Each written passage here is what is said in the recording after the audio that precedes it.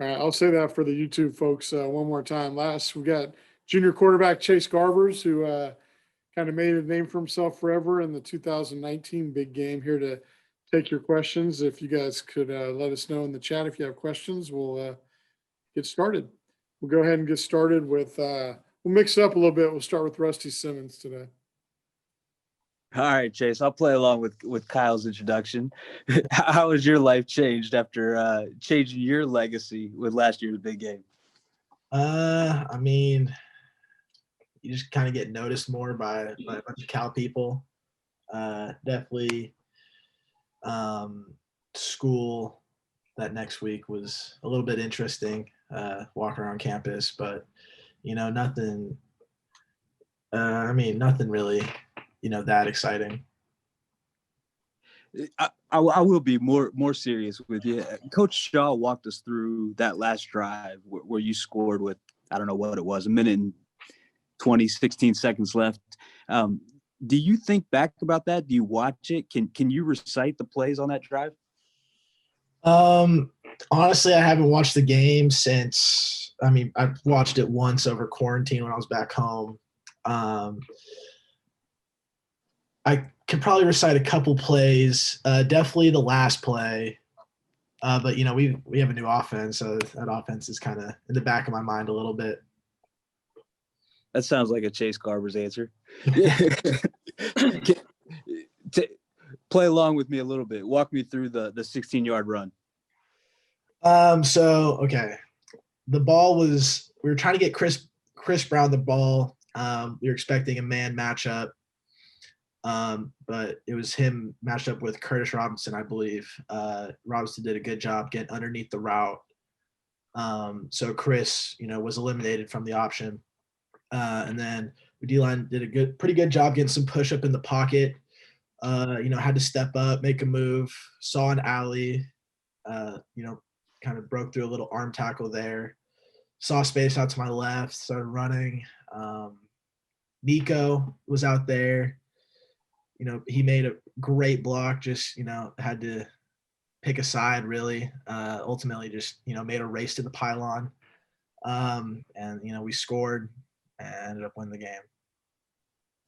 Good stuff. Thanks, Chase. Okay, we'll go to Jeff Frotto with Cal Sports Report.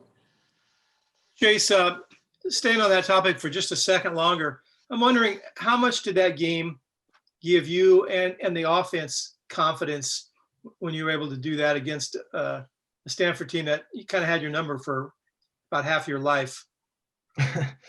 Yeah, it was definitely, a good confidence boost. We saw, I think from an offensive perspective, we knew we could execute a 2-minute drill. We did it earlier that year against Washington, but there wasn't really a huge crowd there due to the delay. So I think, going to execute a 2-minute drill on that stage, on that big of a stage with, the whole stadium filled out, you're down, you're an away team, I think was huge for the offense. Have you you've had 2 games now with nobody in the stands, but have you thought about what it's going to be like to play a big game in an empty stadium? You finally get a home game and there's going to be nobody there. Yeah, it's going to be very different. The games feel a little weird without any people in the stands, but we make it work.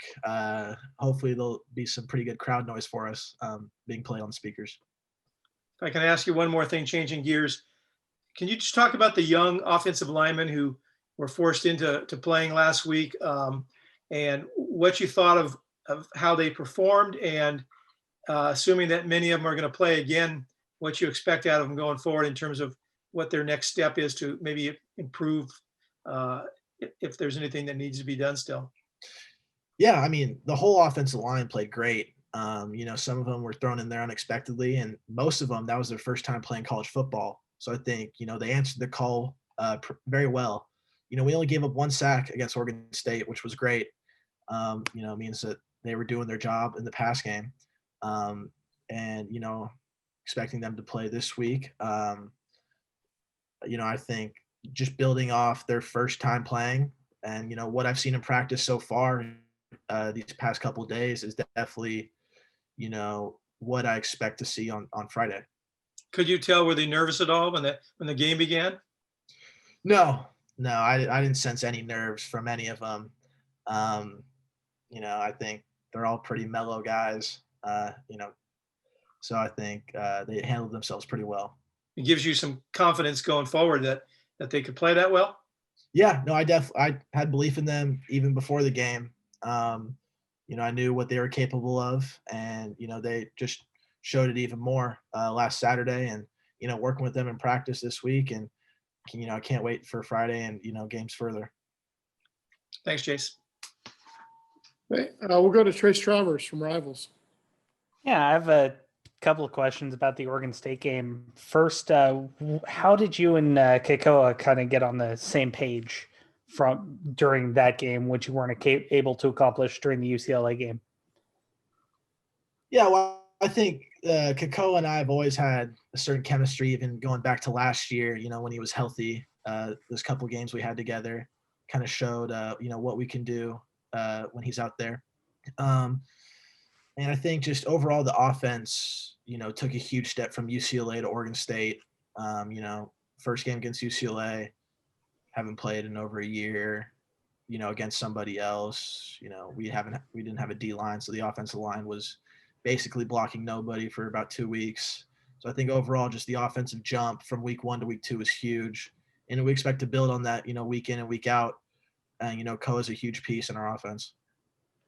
Yeah, and one thing I noticed during the Oregon State game is you guys were throwing to the left side of the field a lot. Was that a particular focus with Oregon State, or how did that work? It was more so a personnel matchup, Mm-hmm. with their secondary. We knew they had a big 6'4" corner on one side of the field. You don't really want to throw, deep balls where he can go up and make a play on it. So, we took advantage of the smaller corner, which would be the left side of the field.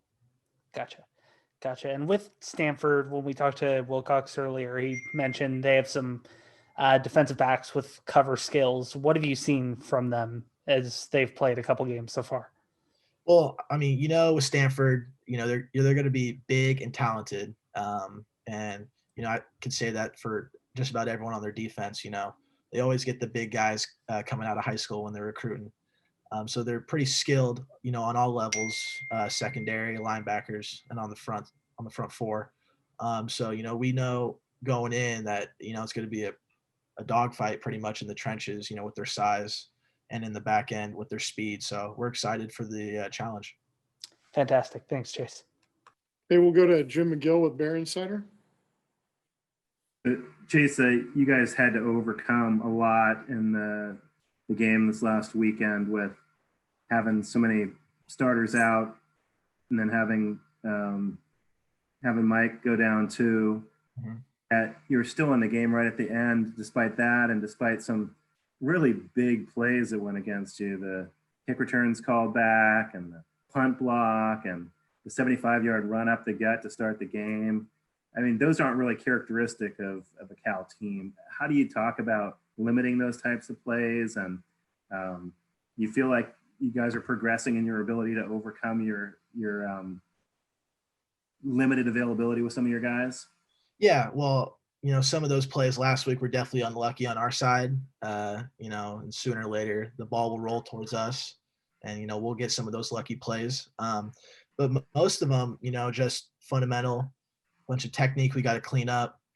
I think just as the season goes on, more of those plays will be on our side, and maybe we won't get a couple kicks called back or a block punt or stuff, unlucky stuff like that. But despite having a bunch of guys out, we had a chance to win at the end, and unfortunately it didn't roll our way. But we're working towards what our goal is, and to win every game. So we just got to dial it in and practice.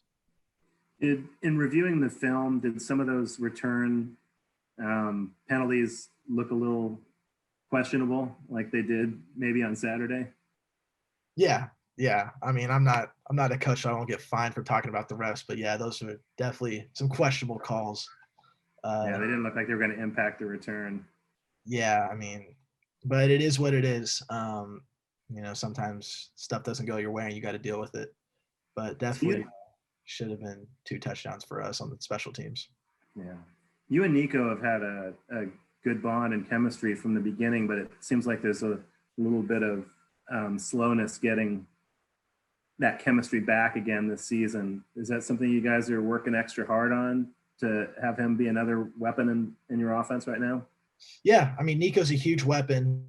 He didn't really get too many touches these past 2 games, so we're obviously working to get him the ball more because he is an explosive player. He was a huge playmaker for us last year, and he still is right now. Some of that last game was due to, he had 2 big kick returns. He was a little tired. So, you don't want to overuse your players, especially when you got so many weapons on offense. But, we're definitely looking to get him the ball more, putting him in space and seeing what he could do. Last question. Seemed like you were rolling right a lot last week. Was that by design? No. I mean, some of them were scrambles, just pure, pocket breakdown, find the lane to escape. Some was designed, some was called with, our play action boot game. But, some of it was play call, some of it was just on the fly. Thanks. Okay, Rusty Simmons from the Chronicle. Chase, you already talked a little bit about Stanford's defense and how they always get big athletic players. Just wondering if you've seen their first 2 games and any immediate thoughts that you have on their defense. Yeah. Well, I mean, obviously they're talented. I think, Curtis Robinson is a pretty good linebacker. They got some pretty big guys up front that are pretty hard to move. They kind of got unlucky in their first 2 games, but, they were there. You could definitely feel their presence on the tape.